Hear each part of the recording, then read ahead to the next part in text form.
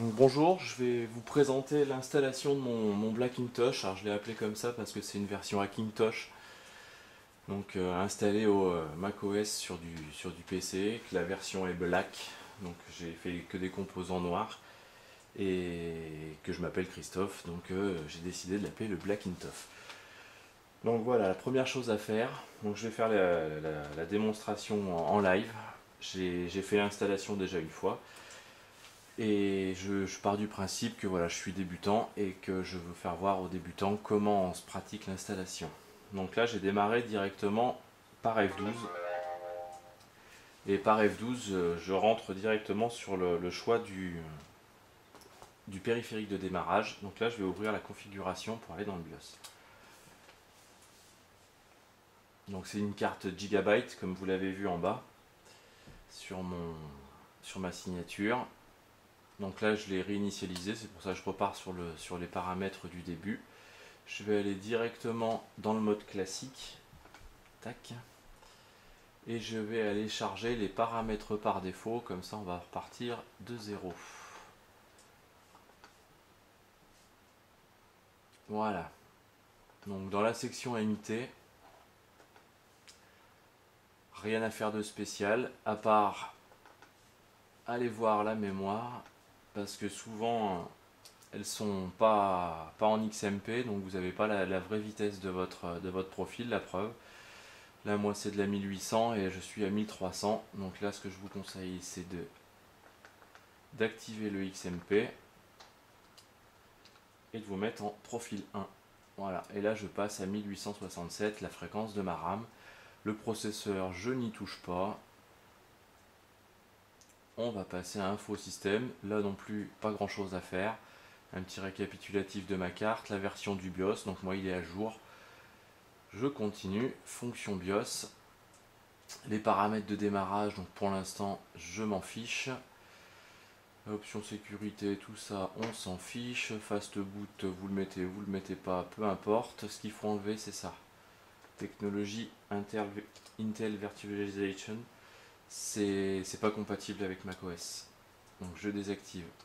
Pareil pour le VTD. Je désactive aussi. Ici, rien de spécial. Je descends, mais je crois qu'il n'y a rien. Voilà, dans ce côté-là, il n'y a plus rien. Dans périphérique. Alors, le premier, c'est la sortie d'affichage initial, c'est savoir sur quelle fente est votre carte graphique. Moi, c'est une carte graphique intégrée pour l'instant. J'ai enlevé tout ce qui pouvait être produit annexe. J'ai qu'une seule barrette de RAM. J'ai mis qu'un SSD, donc pour l'instant, je suis dans une configuration très simple. Donc, IGFX pour carte intégrée pour moi. Mode XHCI, alors par défaut il est sur Auto Intel, a priori c'est pareil, ça provoque des problèmes de chargement sur macOS, donc il faut le mettre sur Auto. Tac. Donc là quoi, le son j'en ai besoin, tout ça on va le mettre.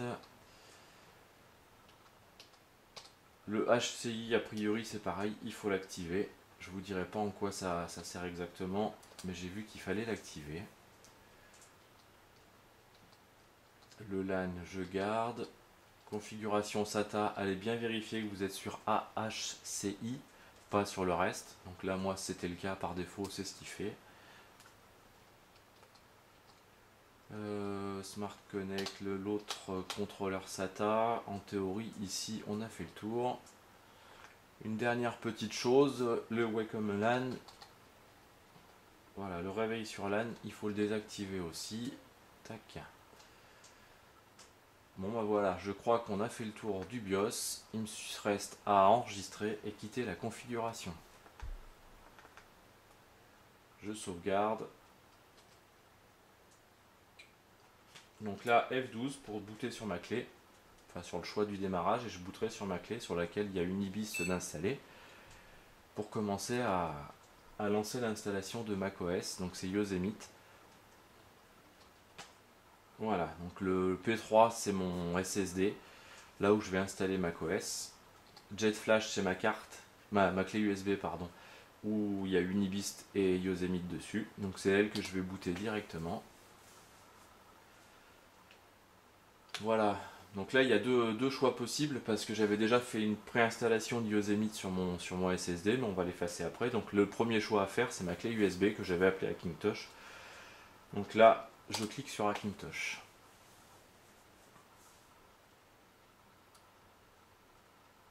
Alors pas de panique, là il y a une petite phase de démarrage et après il y a quelques minutes, enfin quelques secondes même, une bonne minute je pense quand même, où il y a un écran noir. Faut laisser faire. On perd la pomme, on perd le chargement, on perd tout ça, mais il faut le laisser faire, ça revient tout seul. Voilà, c'est cette période-là. Non, c'est juste après.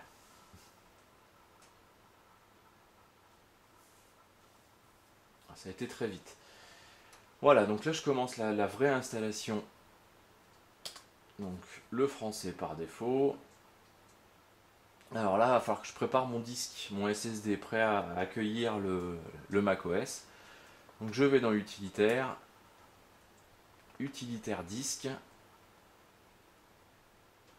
Donc je retrouve ma clé et mon disque dur. Donc on va le réeffacer ce disque dur. Si vous il était déjà formaté, il suffit de passer à au partitionnement directement. Moi je vais passer par une phase d'effacement. Donc en macOS étendu journalisé. Voilà. On va l'appeler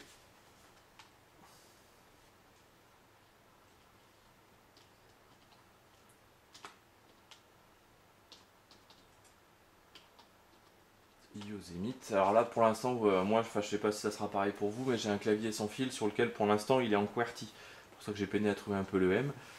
Mais vous inquiétez pas, ça va revenir en ordre une fois que l'installation sera faite. Donc là je lance l'effacement. Est-ce que je suis vraiment sûr? Bien sûr. Voilà, pof. Et maintenant je vais faire mon partitionnement. Alors, partitionnement, schéma de partition, j'en veux qu'une seule. Lui, il ne sera pas partitionné. Option, voilà, il me faut que ce soit un tableau de partition GUID. Donc là, c'était déjà le cas, je valide par OK. Le nom, eh ben, je vais remettre le même.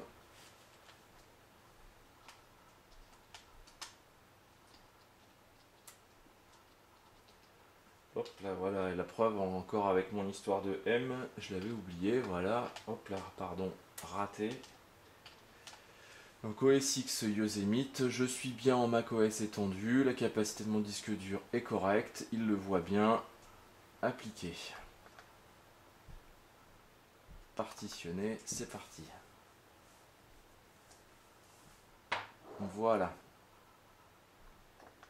Donc mon disque dur OS X Yosemite, je suis prêt à l'installation, je peux quitter l'utilitaire de disque et lancer la propre installation. Donc j'accepte le CLUF, tac, accepter bien sûr. Alors sur quoi je veux l'installer? Donc pas sur ma clé USB évidemment, sur mon disque dur. Donc je clique le SSD, on lance et là on est parti pour un petit moment. Mais ça va quand même relativement rapide. Hein. Bon, je vais lancer une accélération.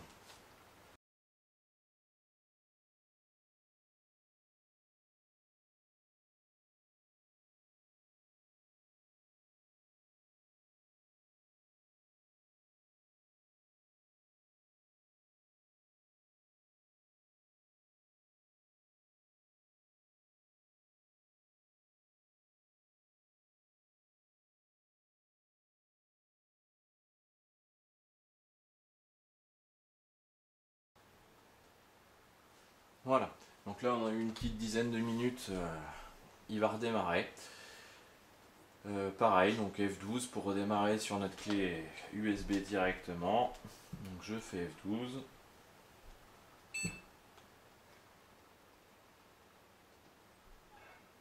Voilà, la machine redémarre.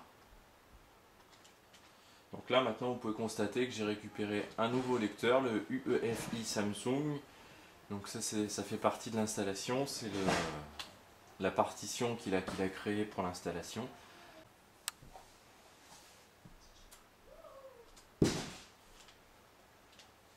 Voilà, donc au lieu de démarrer sur Hackintosh, ce coup-ci, je vais directement démarrer sur OS X Yosemite, donc mon SSD.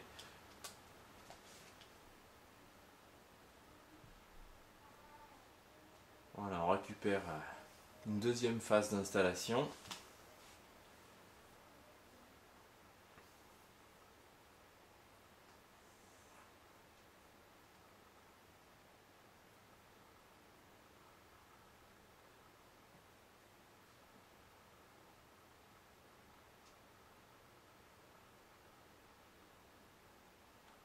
Voilà, écran noir comme sur la première installation, et après voilà, une phase de démarrage. Donc là pareil, je renseigne tout ce qui a besoin d'être renseigné. Donc on va rester sur la France, ça me va bien. J'ai un français mais qui n'est pas numérique moi, donc tac. Ne pas transférer de données, ça ne m'intéresse pas. Mon compte Apple, je le ferai après, histoire de pouvoir accéder à l'Apple Store. Pour l'instant, je vais faire continuer, ignorer. Le CLUF de nouveau, tac, on accepte. Est-ce qu'on est sûr? On accepte. Donc mon compte ordinateur, donc là j'ai récupéré un clavier AZERTY.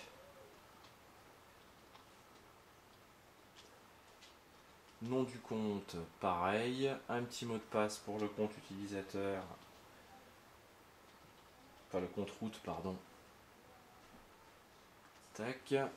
Création du compte. Est-ce que je vais envoyer des données à Apple? Pas vraiment. Je continue. Voilà, configuration de votre Mac. Et nous voici avec OS X Yosemite sur une structure PC. Il me reste après à faire le plus compliqué à mon sens, c'est-à-dire la post-installation avec Multibist, choisir les drivers et compagnie. Ma carte mère étant très récente pour l'instant, il n'y a pas de DSDT préinstallé, enfin prédéfini pour tout ça, donc à moi de me débrouiller. On fera ça au prochain épisode. Merci en tout cas de m'avoir suivi et à bientôt.